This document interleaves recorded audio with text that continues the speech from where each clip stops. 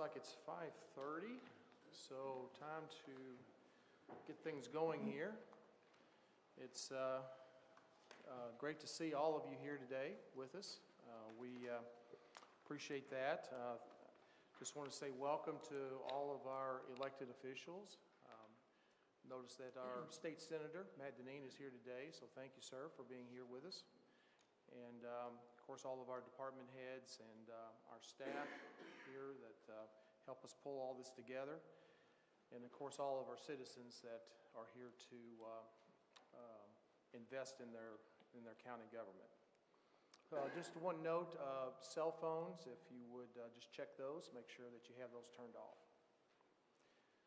All right, so this is the August 29th, 2023 Hardin County Fiscal Court regular voting meeting. So let's begin, and we'll call this meeting to order. Let's go ahead with the roll call.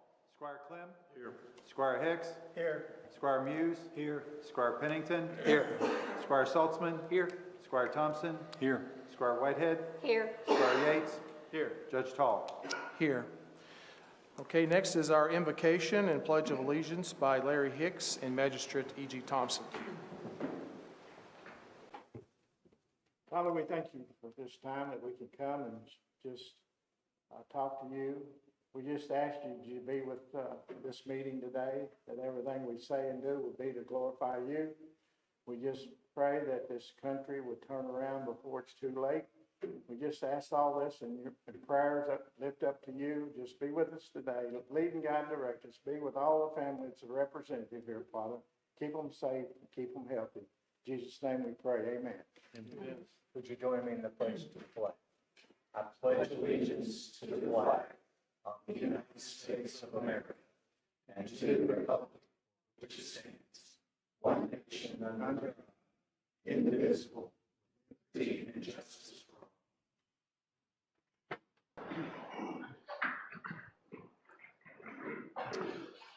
All right, so just a few comments here. Again, thanks for joining today and participating. We do have a pretty full agenda today, and let's just review it real quick. So we'll have our approval of our minutes from our last meeting. We have several departments and office reports from the coroner and the sheriff and the clerk. Some written reports that were in the packet. We'll have a time of any citizens' concerns or comments. We have two ordinances to review today and a resolution, so we'll get to those later. I am going to make a bit of a change to the agenda. We're going to move the closed session to the end, so we'll go ahead and right into consent agenda. I'll go through and explain what seems to be hundreds of resolutions in that. So we'll go through and look at it. And then we'll have our comments at the end. Then we'll have the closed session. We'll break out for that. And then when we come back, we will adjourn. So that's our agenda for the day. I just wanted to have a few other comments, kind of bring everyone up to speed a little bit. Just a couple of minutes.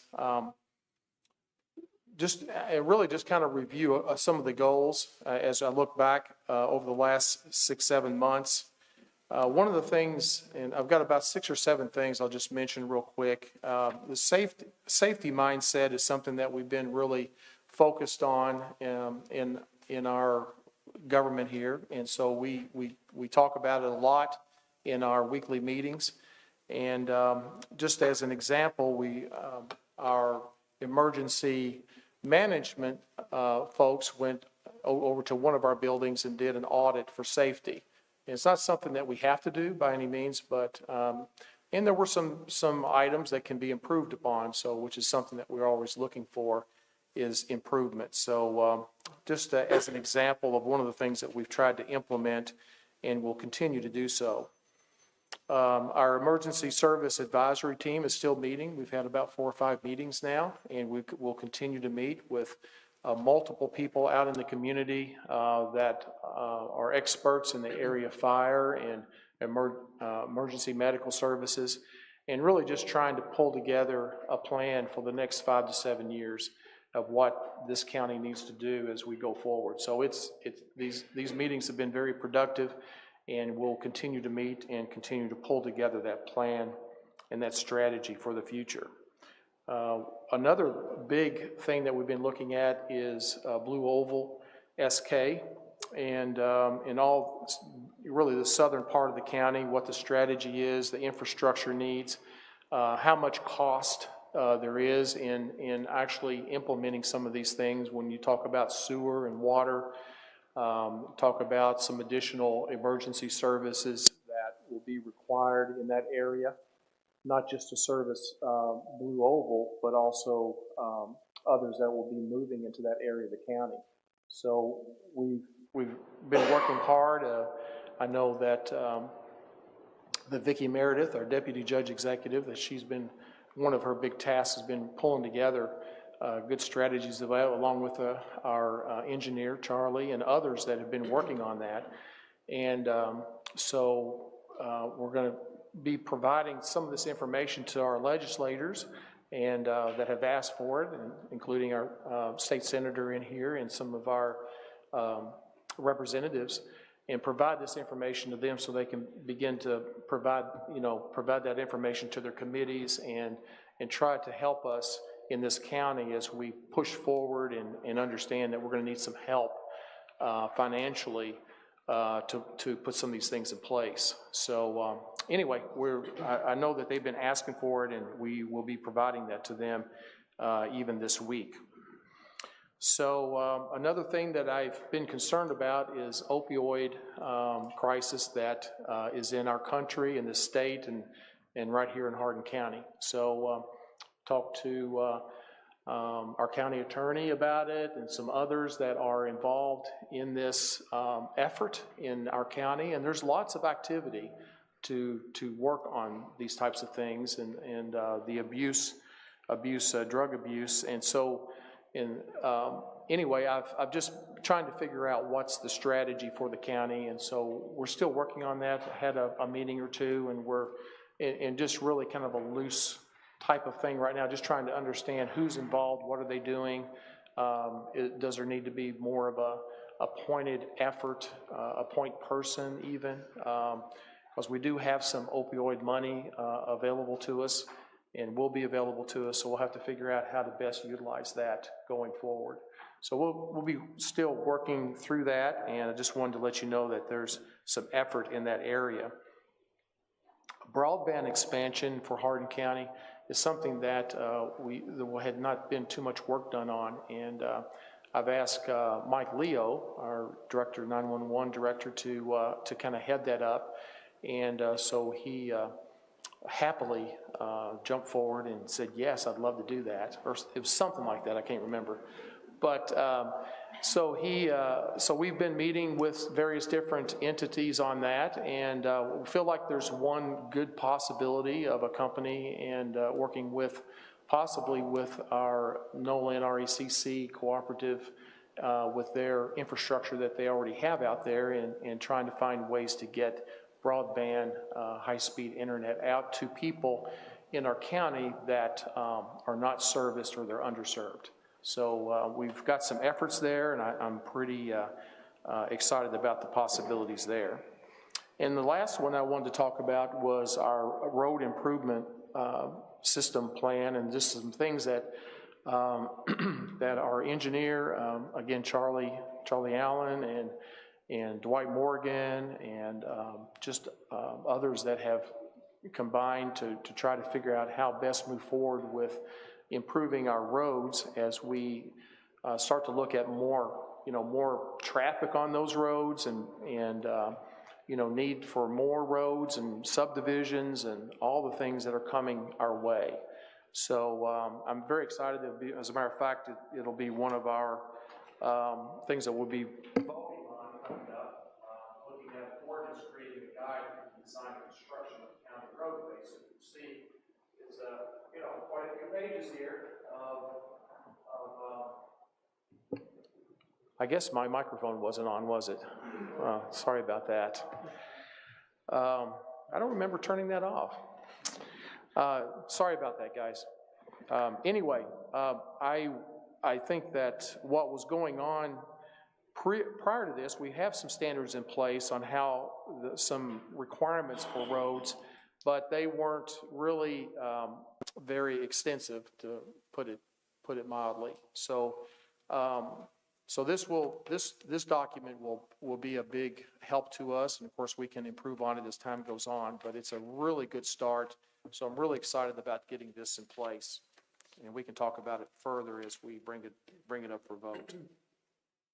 So I just wanted to kind of bring everybody up to speed a little bit. Those are just a few things that we've been working on, and still a lot of work ahead of us as we see huge changes to our county coming at us, and exciting times ahead, but still a lot of challenges as we go forward.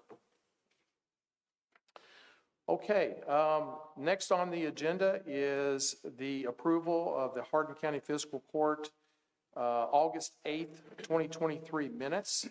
Is there a motion to approve? So moved. Second. Okay, motion and seconded. Any discussion? Okay, we'll have a roll call. Squire Clem, Yes. Squire Hicks, Yes. Squire Muse, Yes. Squire Pennington, Yes. Squire Saltzman, Yes. Squire Thompson, Yes. Squire Whitehead, Yes. Squire Yates, Yes. Judge Tall. Yes, motion passes. Okay, next on the list here is our department office reports, presentations, and it looks like we'll start with our coroner, Pat Elmore. Evening, Judge, members of the court, and the audience. Always a pleasure to be here. We'll go over our activity for the last June and July. It was a fairly eventful couple of months.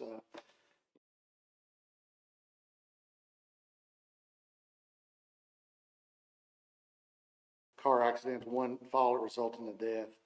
And then, of course, we're getting into these overdoses. I will touch in a minute on one of these overdoses.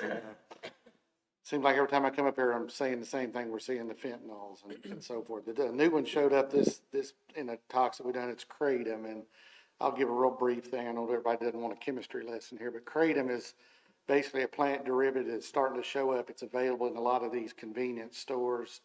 It's supposed to be an all synthetic, or I'm sorry, an all natural painkiller and so forth, but it was a really high level. So that's something that we're really looking at closely. Again, 3 suicides and then 73 naturals. For July, it's a busy month. We had 92 cases. Accidents were 9. We had a drowning, 4 motor vehicle collisions, again, 2 falls. And we get back into the overdoses again as far as the fentanyls and the heroines and the meth. 2 homicides and then 2 suicides and then 69 naturals.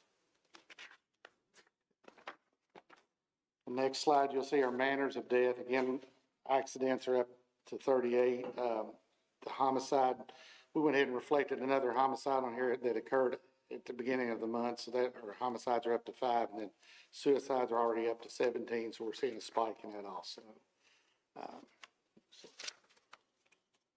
Next slide, you'll see where autopsies, our autopsy numbers were up quite a bit this month because we had some unknowns, and then of course with the falls and the drownings and the homicides will always be an autopsy case. And then we signed 304 cremations. We had 85 transports to date, and then personal vehicles driven 16. On our overdoses, again, you can see that's kind of a spike from what it's been in the last few years, 22 already, and we have 7 pending right now that we have really reason to believe it will be. We can't really call it that until toxicology comes back. Community partners, that was something we implemented a couple of meetings ago. Of course, we're doing the overdose simulation in the Hardin County schools and sort of police academy, but we've also, now the school's back in session, we took our forensic classes back up again, and we're scheduled to do 3 of those in the next couple of months in the school. We'll actually go in, we'll teach a forensics portion of the class with them. Well, interesting enough, these kids really have a lot of questions, so that's kind of exciting to see them get in this field. So, are there any questions? Pat, could you expand on what you talked about, the convenience store? You said Yes, sir. So Kratom, it's, if you go to any of these convenience stores, you know, you've seen these 5-hour energy shots, you'll see, and just as close as our next door neighbor here at KSP, the store, you'll see, and I'm not pointing any fingers at anybody, I mean, you'll see an entire wall, and it's, some people smoke it, it's available liquid, it's, and if you go back to that one slide, it'll talk a little bit, like I said, it comes from Southeast Asia, it's basically a derivative like a coffee tree. And it has properties of narcotics, and, you know, it's a problem overseas, it's something that we've been seeing for a while. Interesting enough, the nitrogen is the chemical that actually is in that drug, and when we got it back on our toxicology, we ran a toxicology screen and it came back, but we really felt like some type of substance had caused that. So when we run it again, we do a drugs of abuse panel, so that's just basically the narcotics. When it showed up nothing, we had it reran, and this is, you get into the synthetics and the designer drugs and everything. This was a panel that they ran, and it came back as a really high rate. So we don't know how much they ingested because the FDA doesn't know. It's not, to be able to know what's toxic and what's lethal, you have to know kind of what the levels are of that, and it's not studied. It's, you know, the FDA has looked at it as far as it being a substance they could possibly ban in the future, but right now it's wide open, so. Well, I noticed in some of your summary there, you said it's outlawed in some U.S. states and counties. Yes, sir, and I'm not sure which states have outlawed it. I tried to get that information, but, you know, it's just like, it kind of put it up like alcohol sales. You know, some townships allow it, some don't. And I mean, you know, I've just out of curiosity, even around the county, I've drove around, seen it in convenience stores. And, you know, these kids thinks it's safe. Like I said, it's available in all forms. And it's, you know, if you look at some of the side effects that it causes arrhythmias, but then the other thing is it's also been touted as a narcotic, something to help you get off opioids. But I mean, it's something that we're really going to start watching, you know, as far as at a state level too. So. Thank you. Any other questions? Thank you all. Thank you. Thank you, sir. Next is our Sheriff, John Ward. Good afternoon, Judge, Magistrates, Good afternoon. Clerk, County Attorney, and fellow Hardin Countyans. The Sheriff's report for April through July is as follows. Law enforcement, we have 409 arrests, 606 citations, 345 warrants served, 1,539 civil processes, 2,246 complaint calls, 187 accidents investigated, 174 criminal cases, 5,285 others, 843 school safety checks, 238 violation warnings, and 4,204 attempts to serve. Office operations, 190 records checks, 726 concealed carry permits issued, 2,980 vehicles inspected. Court operations, transport to court adults, 121, juveniles transported 5, in-state transports 137. Now the next set of numbers is, well, the 2022 numbers are the total for 2022. On the 2023 side, that number was ran the end of June, 1st of July of 23. 10,241 calls for service to date, but as of today, we have 12,121 calls for service. So we're well on the way to exceed last year's numbers in every category. Motor vehicle accidents, last year total, we had 872. This year, we're at 498 as of the end of June. Domestic violence calls, 398 last year.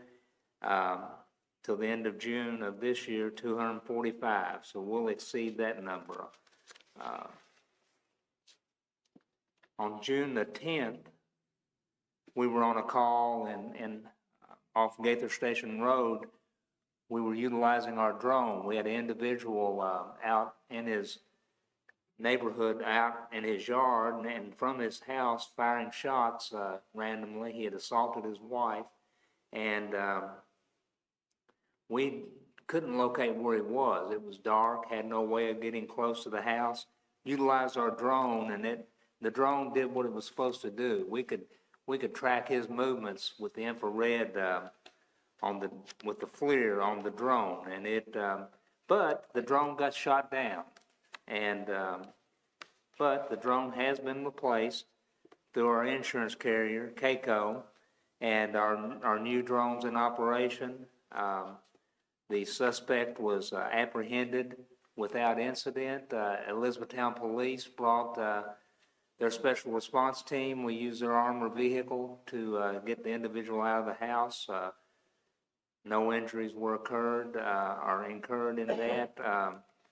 Hardin County Fair, 60th Hardin County Fair was in July. Deputies worked the fair every night, and there was no major issues. It was a great fair this year. We also, in July, we had a murder in Rineyville, in the Rineyville area. We arrested an individual that night and charged him with murder. On the financial side, Ms. Bennett is off. She's had knee surgery, but our budget is, financials are running according to schedule. The biggest expense we have, as is every month, is our payroll. And, but everything is running, according to what we've had budgeted for the year. That's all I have. Does anyone have any questions of me? Questions? All right, thank you. Appreciate you. your all service. Thank you. Thank you. All right, next is our county clerk, Brian Smith. Thank you all. We'll go quickly here. This is the that's okay. Not that Go quick. It'll look fast. This is the financial report chart that you all are used to seeing, and it is trending the same way it's been for the rest of the year. We are holding steady in vehicle, slight dip, $1,100 down from last year on this particular month. That could be 2 transactions. I mean, it's really nominal. But we are continuing to see the slowdown in real estate impacting our financials on a monthly basis. But we're operating within the budget that fiscal court provided, and we feel good that we'll at the end of the year we'll have a good report for you all. The next slide is we just completed our delinquent tax sale, and for those who are new to that process, if you don't pay your taxes to the sheriff, those delinquent tax bills get sent to the clerk. You get an additional opportunity to pay. It's really a good idea to do that because the bills will eventually get sold. And we sold, the overwhelming number of those bills were sold. We only tend to typically sell bills that are $500 or more to a third party. The smaller bills don't usually get bought up, although that could potentially still happen. But the sum total of the project, we had to revamp the way we operated our online sale, rebuilt it from scratch. I have to acknowledge our staff, David Logston, Miranda Caswell, and Nicole Bonnet, who put in a lot of time to make sure that our sale was accurate and that it was compliant with KRS. We ended up bringing in $296,466.53 for the county. And when I say the county, that's all of our taxing districts. So that money will be dispersed to all the taxing districts across the county, including $39,000 in change for the county attorney, which I know she appreciates and will put to good use, and a little bit in the county clerk's office. And those funds do not take away from the funds that are collected. When the purchaser buys us, they pay a premium for that, and so the taxpayers are going to be whole for that. $296,000. But our advice, and I will borrow this from the county attorney, is please pay your taxes on time because it never gets cheaper. So next slide. Whoops, did we miss? Go ahead. Yeah, there's one in between. Okay, well, okay, the slide won't hold, but what you don't see is, oh, there it is. There's our voter registration statistics. We're growing by about 100 voters a month, and I think that trend will hold all the way through November. We are trending about the way the rest of the state is, a small decline in registered Democrats and an increase in registered Republicans. Next slide. Whoop. It's being finicky on us, isn't it?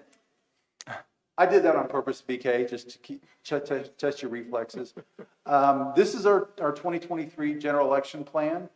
I think I shared all this with you all previously in fiscal court, but you all have approved additional election equipment. That equipment has been ordered, but unfortunately it's not going to arrive in time for November. But having said that, we will move from 10 locations to 12 locations November. We really are working the system as best we can to add additional locations to make sure that we have a smooth and efficient election in November. The biggest change I need to help get the word, I need your help in getting the word out to the public is we will stop using Pritchard Community Center as a polling location. The Pritchard Community Center is a gem to our community. It is a jewel, but it was not designed to have 4,000 people enter and exit in a 12-hour period. And there's some safety issues associated with that. Last year, we saw people parking at Dairy Queen and trying to walk across there to vote, and that just isn't safe on any day. And so we're putting safety ahead of everything else, and we are moving that to Elizabethtown High School. If you drive to Pritchard Community Center, you are within a 3-minute, 4-minute, or 6-minute drive of 3 other locations. So we feel we'll have good coverage for those who will be voting in the city area on that day. The 2 additional locations we've added are the clerk's office, which we've used for early voting, but we're going to use it for all 4 days of voting. People showed up there anyway, so we might as well let them vote while they're there. And then we'll be using Colvin Community Center in Radcliffe. So Radcliffe will have an additional site to serve all of northern Hardin County. And we feel like that's the best that we can do with the equipment that we have. You all know I'm passionate. I feel like that's not an adequate number, especially going into a presidential year, but we will have more equipment and more locations for the presidential election. If folks stop you and ask you for where do they go for information, govoteky.com is the one-stop shop. We can always take more poll workers and make sure everybody can check their registration before they vote in November. And that's it. Final slide is you all can reach out to our office and contact the city anytime. So pending any questions from the court, thank you all. Hey, Brian, what do you think the reason for the equipment not being in on time? It's because every county is ordering it. The state, if you all recall, out of the $386,000 that you all allocated, $204,000 is going to come back to us in grant money. Every county got a pot of grant money, and while we are the second largest customer to our vendor, and I have been leaning on them since the early days of my term, they actually ordered the equipment before you all approved the funds for it. They took it as they just saw us as a growing community and felt confident that they could do that. So they actually ordered the equipment in April, and it's a manufacturing slowdown like a lot of situations. What is unique to our voting equipment is because state law and federal law requires our voting equipment to be made in the United States, and there are not a whole lot of manufacturers in the United States. Gotcha. So, yeah. Any other questions? Now, I have a comment, though. I just want to shine a light on our county clerk and his office and staff. It's amazing. Any given day, which I walk in the clerk's office quite often here lately, but in the 8 months that Brian's been in office, I've witnessed firsthand how he greets the public and our community, and with openness and friendliness, and see him out front quite often, just helping folks and answering their questions and telling them where they need to go for help. So I just want to compliment Brian for the work that he's doing. Thank you. Well, thank you. I couldn't do it without a great staff. Yeah, and that also, yes, thank you. Yeah, just to kind of pile on that, just this afternoon, a gentleman stopped by my office, and he was registering his vehicle, and he said, I came in there and it was done in 2 minutes. and he was just very surprised and thankful. So I just wanted to pass that on to you. I'll pass it along to the staff. We can't always guarantee a 2-minute wait time. So this is the new goal. The clerk, just like paying your other taxes, if you get in early, it's a little easier than if you wait till the last day of the month. All right, anything else? All right, thank you, Brian.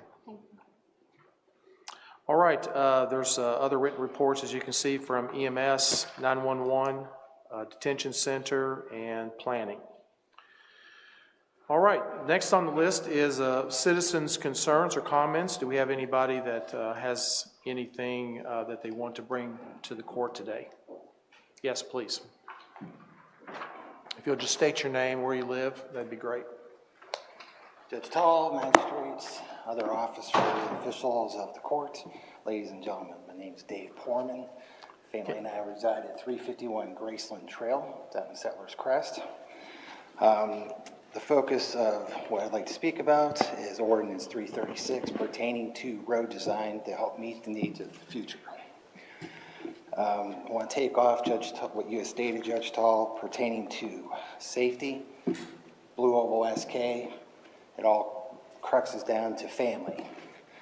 We all know, we hear it, of the impact that's coming from Blue Oval SK. When you sit back and think about 22,000 people coming in addition to population over the next 7-8 years, it can be staggering. And all of you in your current seats are faced with one of the biggest tasks that probably multiple generations have ever seen in this county. Going to talk about roads and meeting the needs of the future. So in the ordinance, there's a section that refers to Section I, complete streets. Basically tells you to refer to Kentucky Transportation Cabinet's Complete Streets Program Manual. So when you do so, you find yourself at a site with 192 pages. I had some really good reading over the weekend. It was right up there with when I studied economics 35 years ago. In the 192 pages, keeping focus on safety, there's click words, phrases, traffic calming, active road design, speed countermeasures. So when you research this material, in the 192-page complete street manual from the state, you get to chapter 4, section 4, and it talks about traffic calming. Things that communities have available to themselves, tools, tactics, etc., to help control the flow of traffic and also to ensure proper speed. So communities that we have coming, housing development, subdivisions, that's where most of those roads are going to be in this county, particularly probably down in the southeast quadrant. We need to make sure that what was allowed from the past, where there was, in some cases, probably no ordinances in place or planning to subdivisions and road development, or lack of, or poor decision-making that's resulted in subdivisions like the one I live in, as well as Serene Oaks, that are subjected to excessive speeding, unlike anything I've ever seen. I'm 57 years of age. I have spent 54 of those years in subdivisions, whether within the county or in city limits or within townships. I've never seen anything like it. It is a major threat to the safety. Magistrate E.G. Thompson can probably attest to this if he chooses to so speak on such matter. So anyways, back to the focus of the new ordinance that you folks are looking to take on upon in the 192 pages. So when you talk about traffic calming measures, there was a sentence that really caught my attention. Driver behavior and speed should be managed with active road design and speed reduction countermeasures. Well, if you don't know what active road design and speed reduction countermeasures are, you're not going to have a clue exactly what's entailed to this. So, just as Ordinance 336 is rooted in the Kentucky Transportation Cabinet's Complete Street Program of 192 pages, That program in itself is rooted right to the U.S. Department of Transportation and the U.S. Federal Highway Administration Office. So when you research active road design and speed reduction countermeasures, you are led to the Speed Management Manual in the U.S. Department of Transportation, local rural road owners. So, identifying countermeasures, Chapter 3. And in the countermeasures, there's a slew of things, tactics, approaches available to the community. It talks about engineering on how to design roads, if you want to implement bends and winds into them to slow down people, if you want to have rumble strips along the sides of roads, which we currently use on a lot of roads in our own county. You get into traffic calming. So, Chapter 3.1.3 in the U.S. Department of Transportation, and it lists off about 5 primary, but it's not a complete list of different tactics available to communities to help ensure safe roads, particularly to all the subdivision development that's coming to this community over the next 7 to 10 years. When you talk about traffic calming, the first one listed, speed humps. There seems to be a little bit of an indifference or an objection or misunderstanding within the county to speed bumps versus speed humps. And it even says that speed humps are not the same or not to be confused with speed bumps. As we know, speed bumps are something that we see in parking lots and strip plazas to slow cars down to a 5 to 10 mile per hour range, whereas speed humps is a mechanism, the way they're designed and profile, low angle, so they're not an issue to the community using snowplow trucks on them, but they're highly effective. They've been known to reduce injury crashes by 40 to 50% and reduce speeds by over 10 miles per hour. Speed humps are prominently listed along with speed tables, many roundabouts, traffic circles, which we happen to see all of those tools currently being utilized in various locations in the county already. So I just want to point out that there may be some tools and tactics and measures available, contained in that 192 pages of the Transportation Cabinet's findings and the program they unveiled just a year ago. And so when we look at creating all those subdivisions, they're coming, and they are coming. We need to make sure that what we do today is going to have a positive, lasting impact over the next 25, 50 years. Because on the rear end, like where we currently live, there was no planning, no ordinances, or lack of, and you end up with a very, very serious situation posing risk and well-being to the residents of the community. And it also impacts community and relations, because if you would go talk to the significant majority of families that reside in Serene Oaks and Settlers Crest, they will tell you of the 131, 132 households, probably a third of them at least have children. And the significant majority of them will tell you that there is no way they're going to allow their children to ride bicycles on the streets because of how much of a hazard it is. It is, in essence, the equivalent of Elizabethtown's bypass. It's a country bypass for a significant portion of the entire southeast quadrant of the county. Mr. to Portman, navigate. could we, Okay, yeah, just, if you could just wrap up, please. okay, I'm good. Okay, all right. Thank you very much for presenting that. I appreciate it. Any comment by anybody? Have any? I can attest to the situation. I lived there for some time.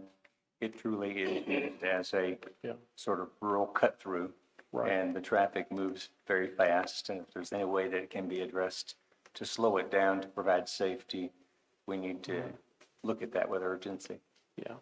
And I believe, from my knowledge anyway, and then our road supervisor, Dwight Morgan, he can comment further if he wants to, but we are in the process of trying to make some changes there. We've added some around, maybe not on that specific road, but where there's some intersections during that entire cut through with some stop signs, some four-way stops, I believe. Is that correct?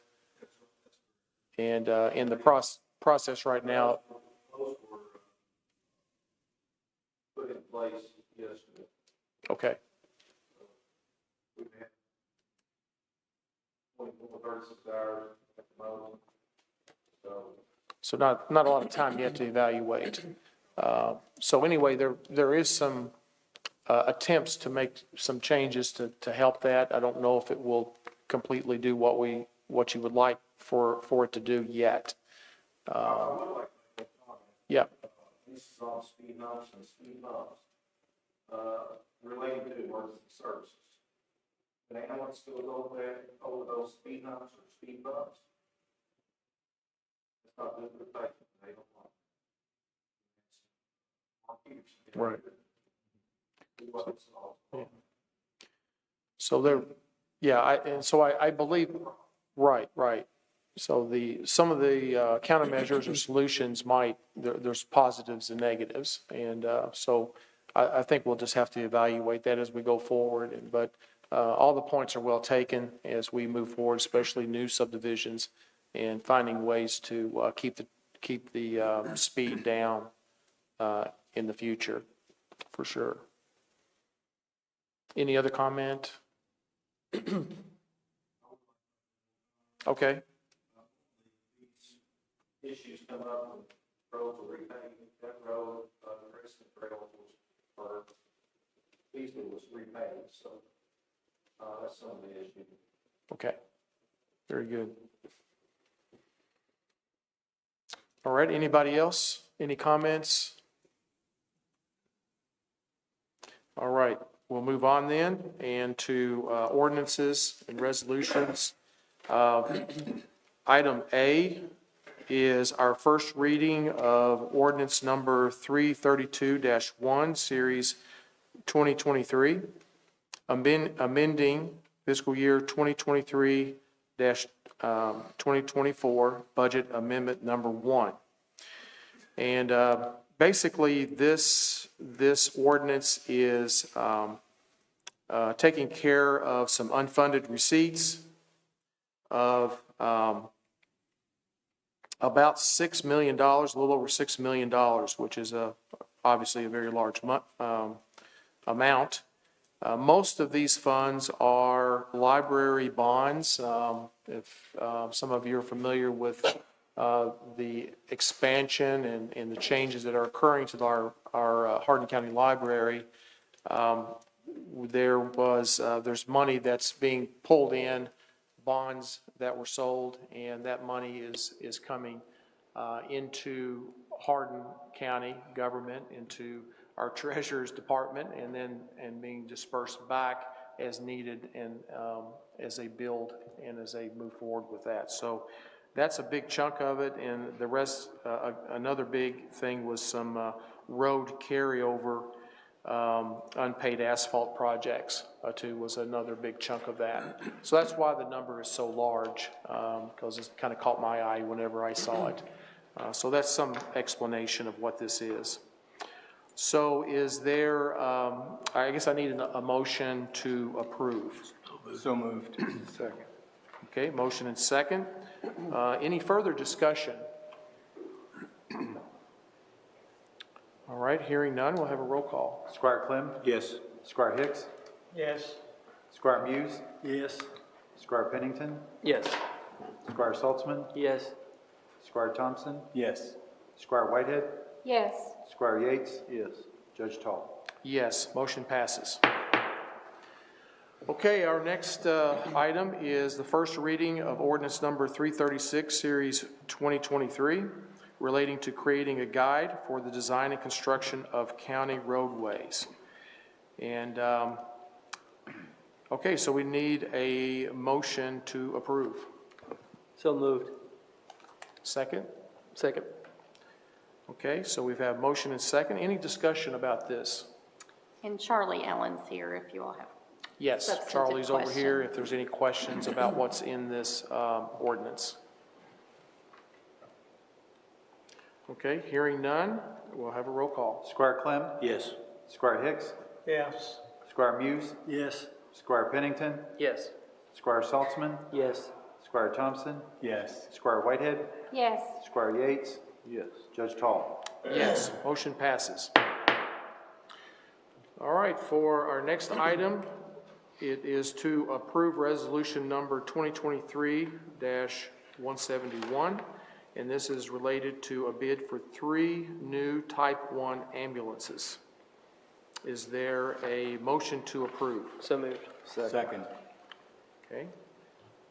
There's a motion and second. Any discussion around the purchase of these ambulances? Yes. Yes, Larry? Okay, way I understand it, 3 or 4 months ago, these three ambulances was bid out at $442,000, or roughly somewhere around that.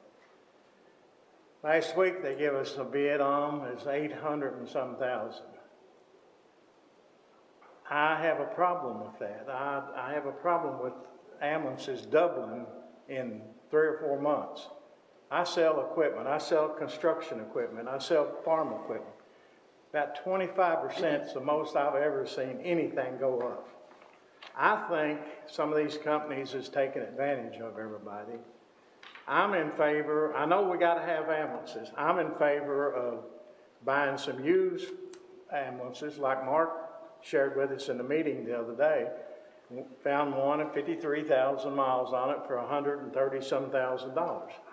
We're gonna wait 3 years to get these ambulances. In 3 years, a lot of stuff in Washington, D.C. might change.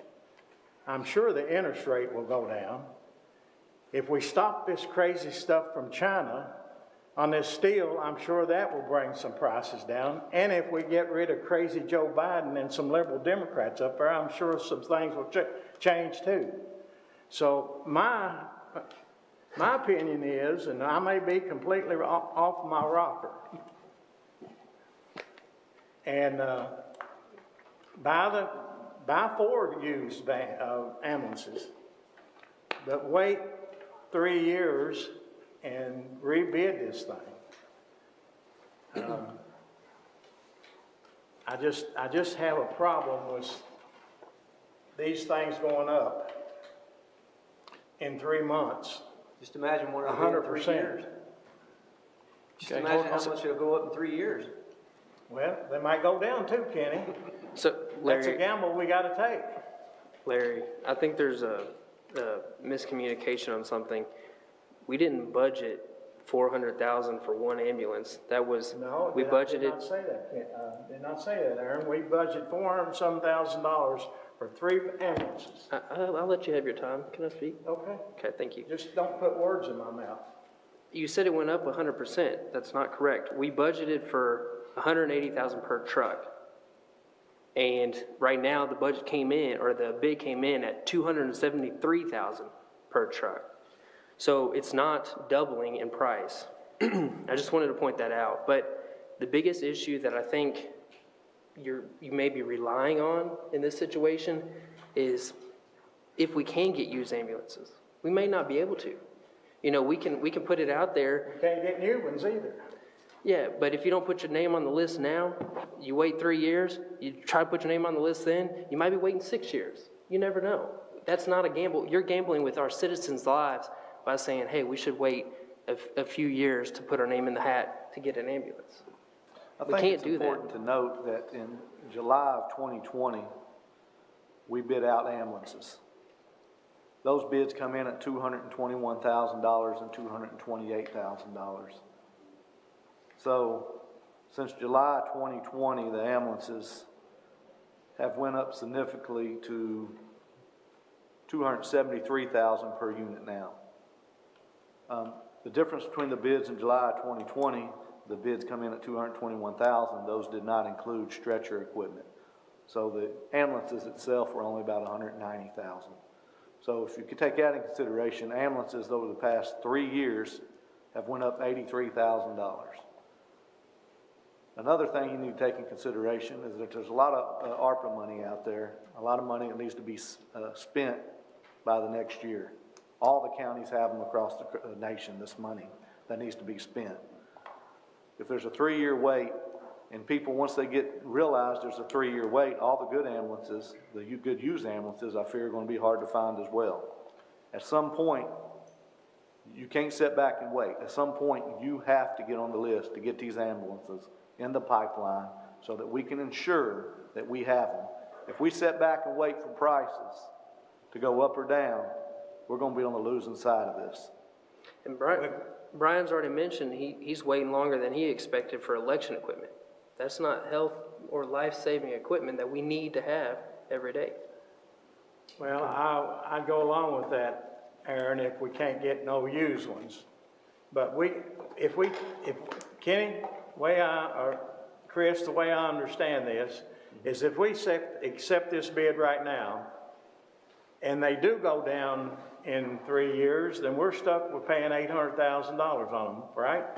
And if we don't accept this bid right now, we're stuck with paying the higher price if they go up. That is correct. But we can't say, okay, we don't want that, we want to rebid them and get That's them at a correct. lower price. We're locked in Yeah. because they're already being made. And my understanding is that we're not going to redo this old ambulance, so we're going to put that back into the $400 and some thousand we budgeted.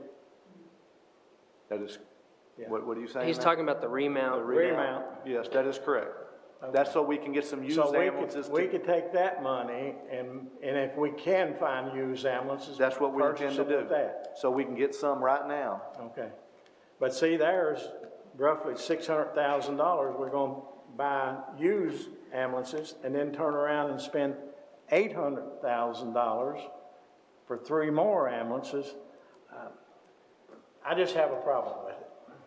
Okay. Any Duly other comment around this?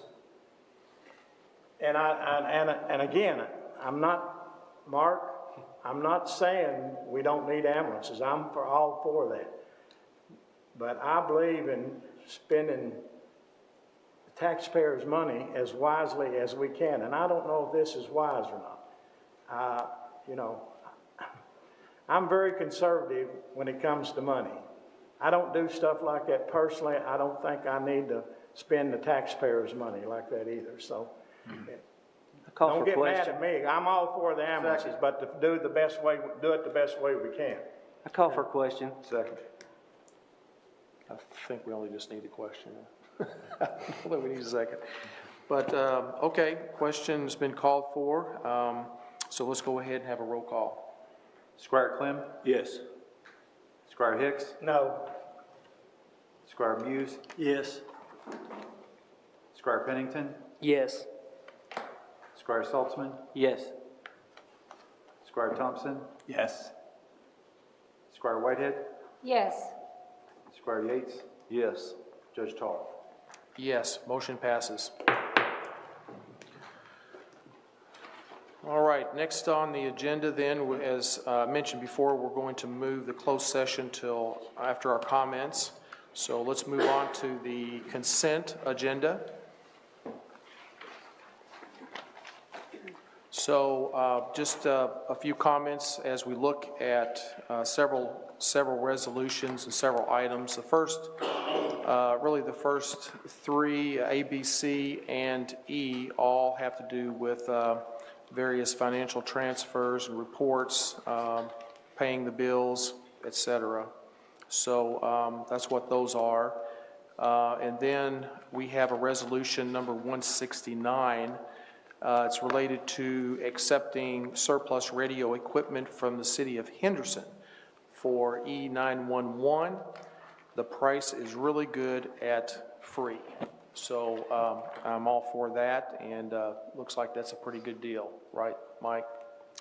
Okay, so item F is resolution 172. It's related to a bid for remount of one 14-foot Fraser ambulance box.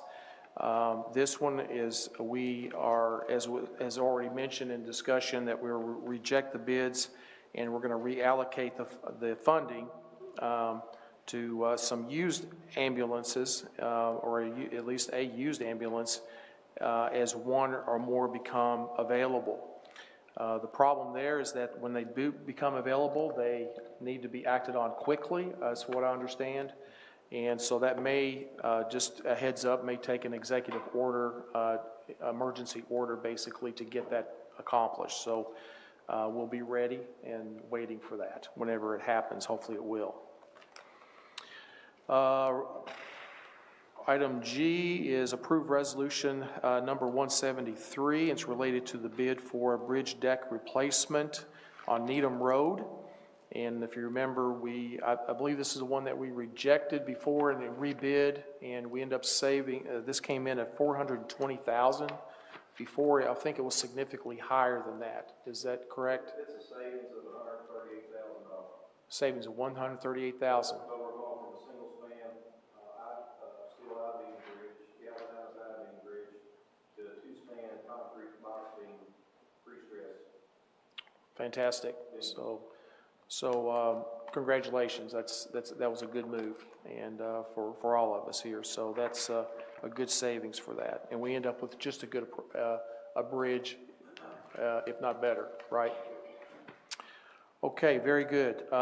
Resolution number 174 is related to a bid for a new Bobcat skid steer loader, and that is for $53,000 for our public works. And that is completely funded by a grant money that we have available for that. Resolution 175 related to a bid for one new never titled 4x4 single cab truck and bed. This is $52,000, and this is for an additional in our budget for a coroner truck, and so they'll be utilizing that. Resolution 176 is related to a bid for a boiler for a Hardin County Government Center. Unfortunately, we have to replace this boiler, and that's a $30,000 expense.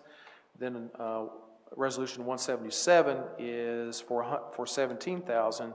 The bids came in for that to actually install the boiler. The next LMNOP. Okay, those are all resolutions dealing with personnel in finance, in road, EMS, building and ground, and E911. Resolution 183 is related to litter abatement agreement for 2024. Again, this is a grant. Usually will come in around $100,000, I've been told. So we'll utilize this along with our jail folks to help us to pick up the litter around our roads. Resolution 184 is related to reappointment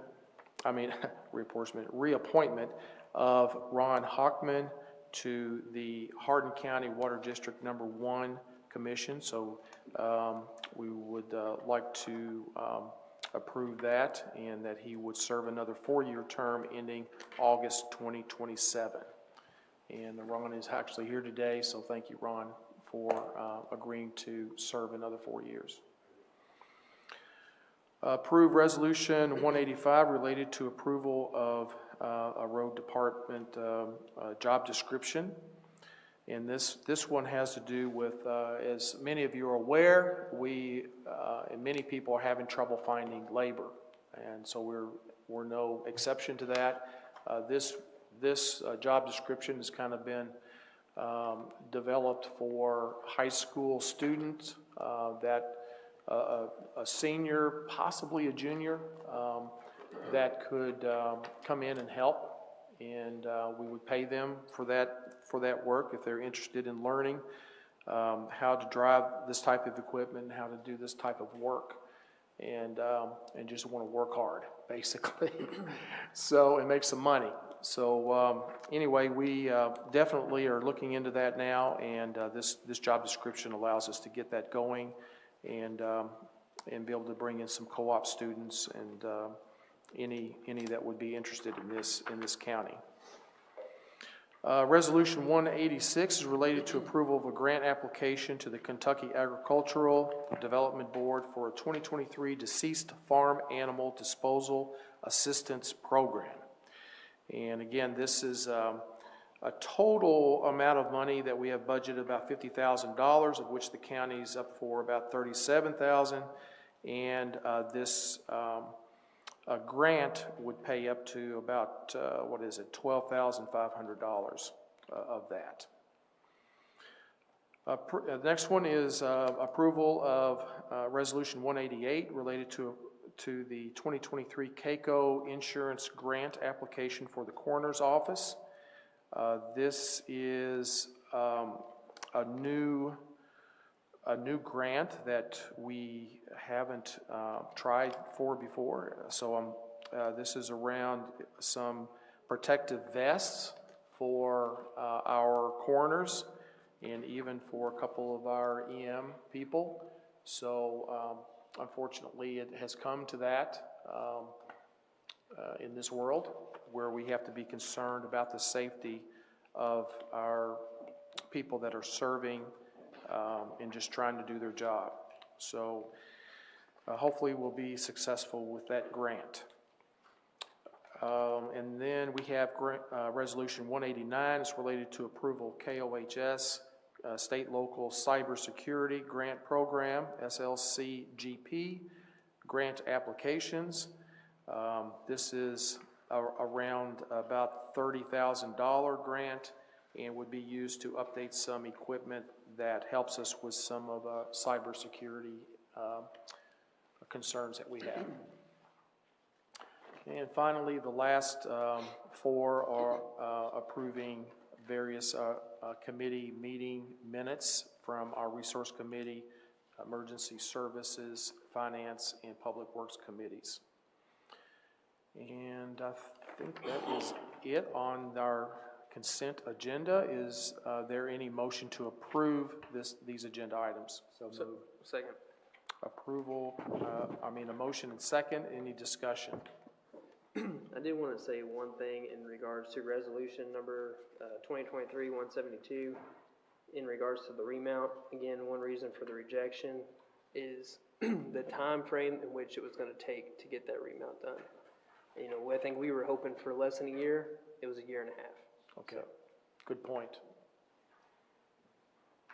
All right, thank you. Any other comments before we vote? I'd just like to thank Stephanie for writing a lot of these grants and getting this grant money for us. She got the skid steer grant. There was a couple others that I noticed on here that she had done for us. I just want to give you kudos. Thank you for doing that for us. Yes, thank you, Stephanie. Any other comments? Discussion? Hearing none, on a roll call. Squire Clem? Yes. Squire Hicks? Yes. Squire Muse? Yes. Squire Pennington? Yes. Squire Saltzman? Yes. Squire Thompson? Yes. Squire Whitehead? Yes. Squire Yates? Yes. Judge Tall? Yes, motion passes. All right, we'll move on to our comments. Our county attorney, would you have anything? I don't, thank you. All right, thank you. How about our county clerk? No, I think that covered everything. Thank you. All right, thanks.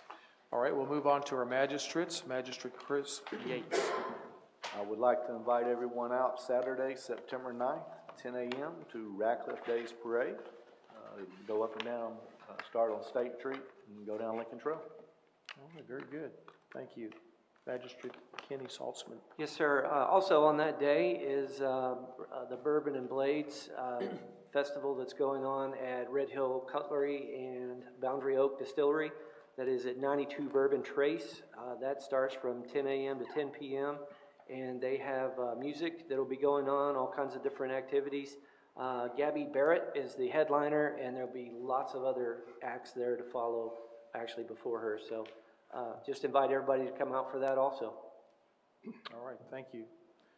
Magistrate Patsy Whitehead. Yes, thank you.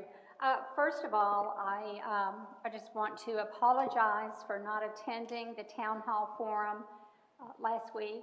And I would have been there. I just want to publicly state I was out of town on vacation. I couldn't announce that beforehand because that's not a good idea to do something like that. But I just want everyone to know that I would have been there had it not been for that one reason. And I intend to attend the ones thereafter. Also, the Resources and Community Support meeting, the next committee meeting will be Monday at 3:30, September 18th. And then finally, we have a holiday coming up, Labor Day weekend, and September 4th is Labor Day. And I just salute the working force that we have here in Hardin County and Kentucky and in America. While you're out there celebrating your well-deserved family and weekend and holiday, just please be careful and have a safe journey. Thank you. Right. Thank you. Magistrate Fred Clem. Speaking of the town hall meeting, we did complete the first one at West Point, and I would say it was a success. Most people seem to be happy with the way it went. A little longer than we anticipated, but I think everyone had an opportunity to express themselves. I again want to thank the mayor, Mayor Cerisi, and the citizens of West Point. They did an outstanding job preparing for it and supporting it. And I think they were more excited about it than just about anybody, because we tend to forget West Point is a part of Hardin County, and it did shine a little bit of light on their community. So again, we thank them. I also want to thank each one of the magistrates that was able to attend, along with the department heads. We had quite a few department heads who were there, spoke, and I think as Kenny alluded to at the town hall meeting, they didn't have to be there. They came on their own, and they really shared a lot of good information, and we really appreciate all of you being there. The next forum will be on October the 31st at 5:30 p.m. Location to be determined yet, and we will announce that later on. And the next Finance Committee meeting will be Tuesday, September the 19th at 3:30 across the hall. Thank you. All right. Fred, you forgot something. Don't drink and drive, don't text and drive. Okay. Yeah, I was wondering about Mayor Cerisi. He's usually here, but after the town hall meeting, he's not here. So I don't know what to make of it.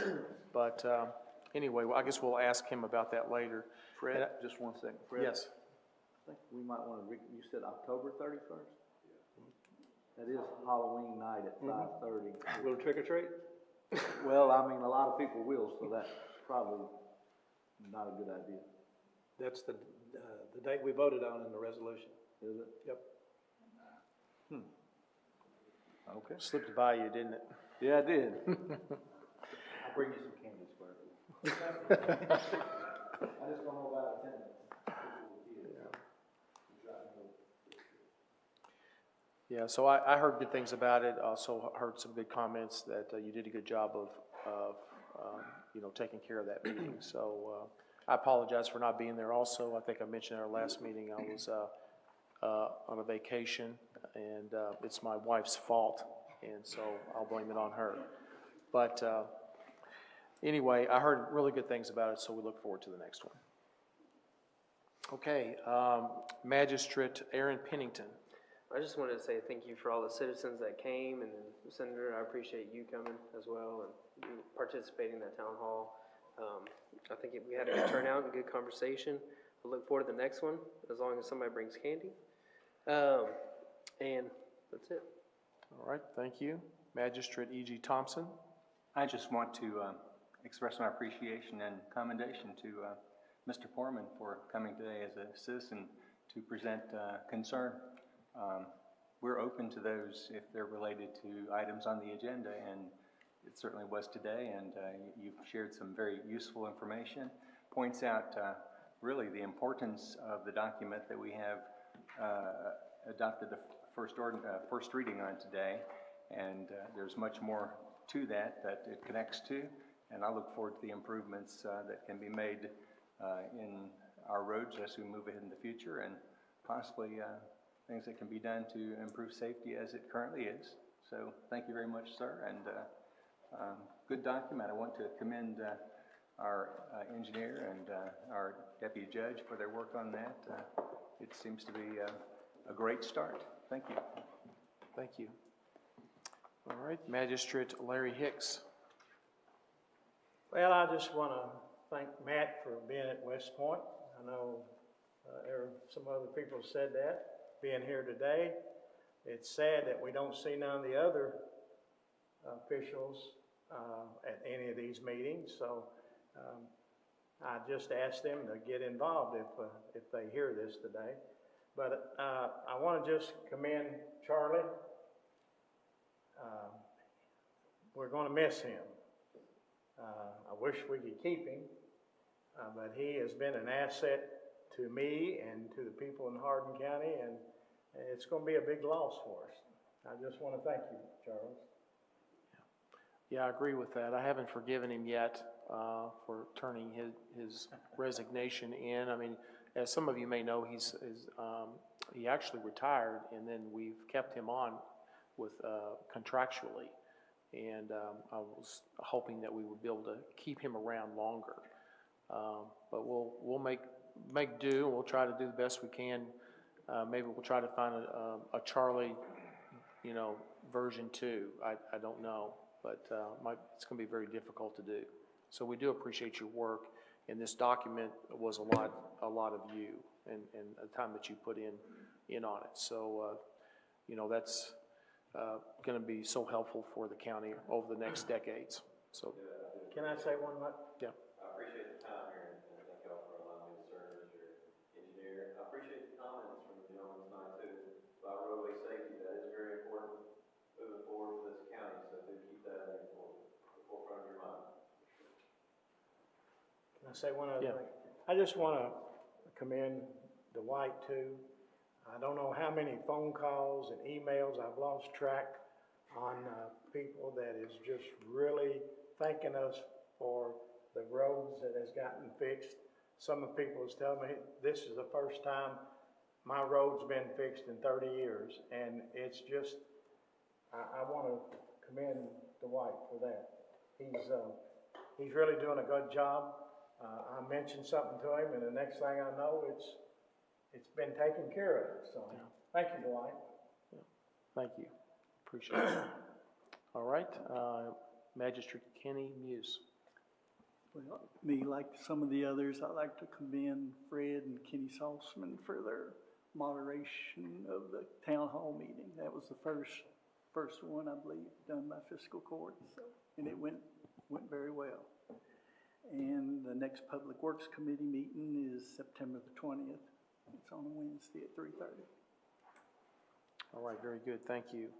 Just a reminder again that the next fiscal court meeting, September the 12th, and that is at 3:30 p.m. Right here in this room. And of course, I think everybody's, the other committee meetings are listed on the agenda here.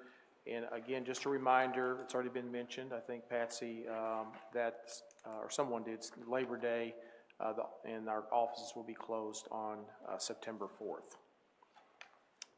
All right, so that's it for comments. We'll now move on to, and go back and cover this closed session. I want to go ahead and proceed with that. I move to go to closed session pursuant to KRS 61.810 1C, and discussion of pending litigation against the public agency. All right, and is there a second? Second. Any discussion? Hearing none, I'll just have a roll call. Squire Clem? Yes. Squire Hicks? Yes. Squire Muse? Yes. Squire Pennington? Yes. Squire Saltzman? Yes. Squire Thompson? Yes. Squire Whitehead? Yes. Squire Yates? Yes. Judge Tall? Yes, motion passes. Okay, just a note that there will be no more business today after this closed session, so you're welcome to hang around if you want to, but when we come back out of closed session, we'll just basically be adjourning, okay? Thank you.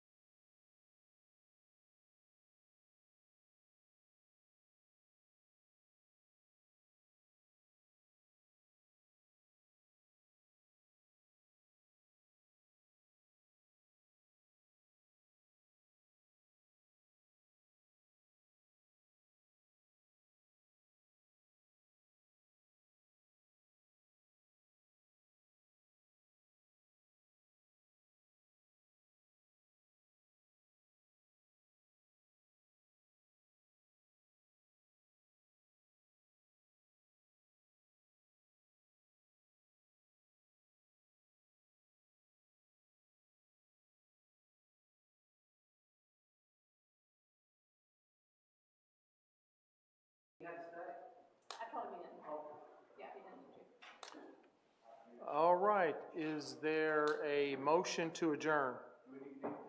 Oh, Second. okay, a motion and second. Any objections? Hearing none, we are out of close. Is there a second? Second. Any objections? Hearing none, meeting is adjourned. Go, get out, bye.